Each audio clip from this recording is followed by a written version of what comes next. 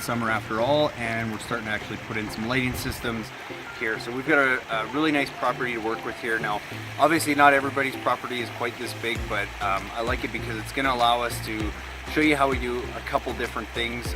But at the end of the day, we're really only using 4 of our most standard lights that we use all the time, and we're doing a bunch of different things with those. So I'll show you what we're going to do and how we're going to go do that. So, you know, the first step that I talk about in all our videos is I've just gone around and I've kind of flagged out everywhere where our lights are going to be. I've picked out and I've selected all our fixtures. Now, if you need help with this, you can always email me at cal@lightingdoctor.ca. Send me some pictures of your property. I can kind of give you a free consultation. But because we've done a lot of systems, I know where to place a lot of these lights. It's fairly easy and quick to go and do that. We're still going to come back tonight and make sure when everything's dark that it's lit up the way we want. But if you have no idea to get started, what I usually recommend is, you know, go online, buy or try it before you buy a light. You get it at a discount. If you don't like it, we refund you and you send it back. But the best way to go and do it is just take that light that you get, grab a 9-volt battery, and all you have to do is take the 2 wires from your fixture, hold them to the terminal of your 9-volt battery, and then go and walk around on your property and light up some different trees in different areas and see what's going to look really good before you make that final decision on how many lights you need and again where you're going to place them. So I'm going to walk you through the 4 different lights that we're using and show you how we're using them on this property.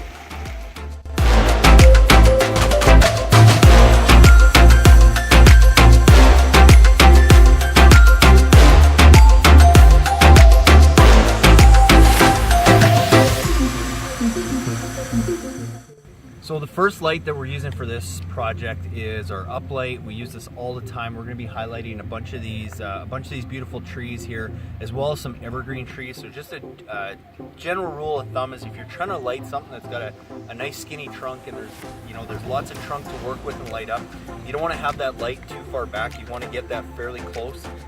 Usually within about 12 to 18 inches is about as far back as you want to go, because this is the trunk and the bark.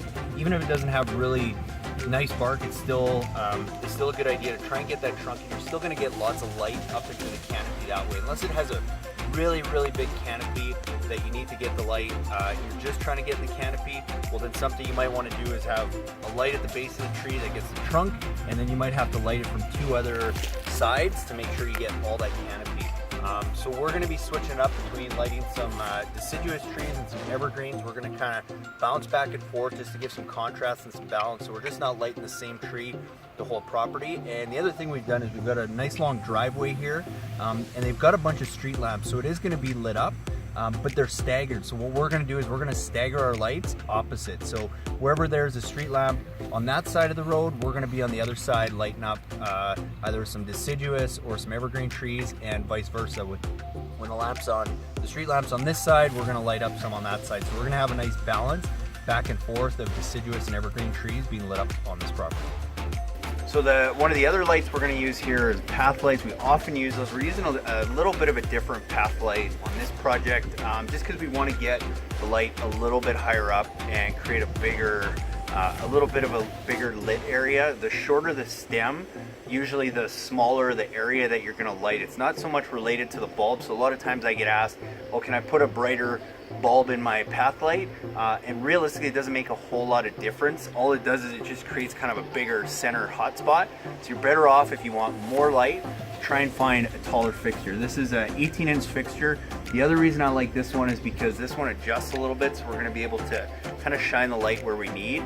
And where we're using on this one is not necessarily on a path, but we're going to light all these rocks and kind of this garden bed behind us here. And the reason I've chose this is because we're going to kind of set it up back, but we're going to have that light kind of cascade down over the fronts of it. There's 2 ways really you could do this. Again, with the wash light that I just showed you, we could kind of light some of these faces. The reason I haven't chosen to do that is because there's a walkway in the back. Sometimes those lights will be actually shining right up at you. So as you're walking down, those lights are going to be right in your face. That's why we've chosen this, because the light is going to be shining away, and we're going to cascade it down over the rock faces, as well as light up a lot of the ground cover here. So we've got about 6 of these kind of spread out. It's a fairly big area, and we're only using 6 because we're not trying to flood the area with light.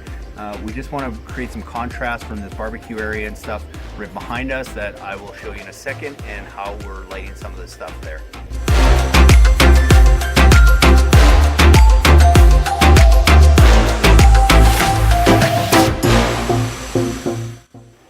Okay, so the last light we're using is we're going to use hanging light. These are one of my more favorite lights. We'll often use these sometimes in trees and hang them from branches, and we usually have a light from below that lights up the trunk, and then we'll hang these in the tree that kind of lights the foliage, and if there's some nice ground cover around. Another area I like using this is in a pergola like we have here. We're actually going to be hanging 3 of these up from the pergola. A lot of people will have lights sometimes in their pergola. The reason I like using this is because it's a lot softer ambient light. It's something that you're not trying to, light up everything. You're just trying to create a little bit of an atmosphere. We got a fire pit just behind us too, so we don't want too much light. So that's why this is going to be a great light. We're just going to kind of line 3 of them up staggered in this pergola, and we're just going to snake the wire up kind of behind in the back where nobody's going to see it, over top, make our connections up there, and just have these lights hanging down and cast some nice ambient light on that. So that's the 4th light that we're using on this property. Again, we've got almost 60 lights on this property. We could put 100, but we don't want to overwhelm it. We want to start smaller. We can always add on more if the homeowner decides down the road, but we're going to start with roughly 50 to 60 lights and create some really cool effects. But even out of those 50 and 60, we're really only sticking to 4 of our main fixtures because we can do so much with just those.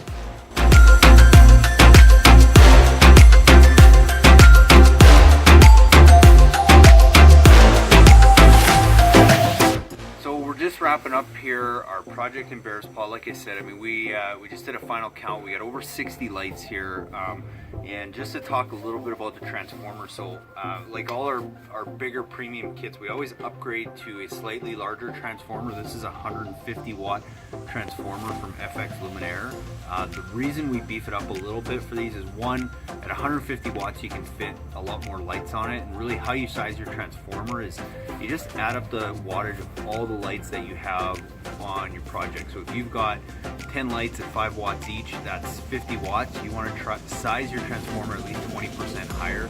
So you would want at least a 60 watt transformer or more. Because we've got considerably more lights than 10 on this property, we've beefed it up. And we've got 150 watts, which we could easily fit, approximately 30 lights on here and not really have any issues with voltage drop and things like that. Because the other thing to keep in mind is all the light fixtures, as long as you're getting a good quality brand, most of them are designed to run at maximum brightness, maximum lumens and efficiency if they're only getting 9 volts of power, which means you can still lose a lot of wattage down the line and still have those lights work. That's why you can test these lights with a 9-volt battery, is because they're designed to run at that low of a voltage. Again, the other reason we choose this transformer is because instead of just a regular 12-volt tap on it, it also has a 15-volt tap, which means it's actually putting out 15 volts.